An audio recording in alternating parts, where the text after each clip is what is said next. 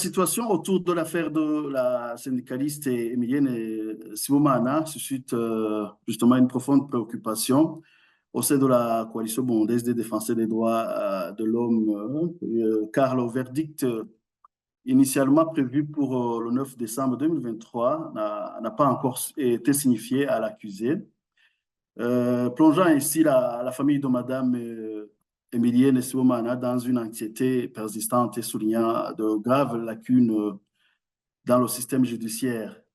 Le cas de Madame Emilienne Sibomana a émergé suite à son acte courageux de dénonciation des pratiques obscènes qui auraient été perpétrées par son directeur d'école au lycée Christ Roi de Mushasha à Gitega. Et justement, ces révélations ont mis en lumière des actes d'adultère impliquant les élèves et filles au sein même des enceintes de l'école.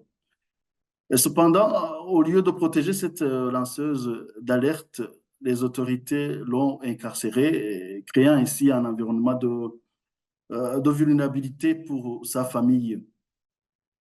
Et le retard dans la communication du jugement s'est par après transformé en une véritable torture morale pour Mme Emilienne Sibomana, déjà éprouvée par l'injustice de sa détention prolongée.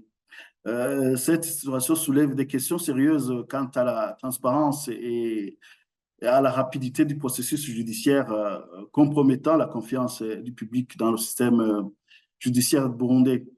Et la STB-DDH, dans sa déclaration, déplore fermement l'incarcération de Mme Emilienne Sibomana, soulignant l'absence de base légale pour justifier sa détention prolongée.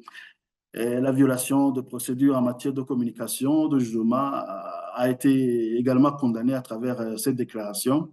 La CBDDH insiste sur la nécessité de respecter les droits fondamentaux des prévenus à une procédure régulière et à un jugement rapide.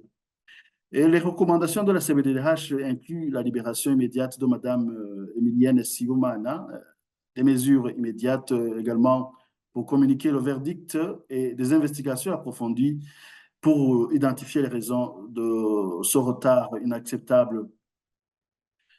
Face justement à toute cette situation critique, la CBDDH appelle l'opinion publique nationale et internationale à se mobiliser pour soutenir la protection des droits fondamentaux de Mme Emilienne Sibomana et à demander justice pour toutes les victimes des violations des droits de l'homme au Burundi.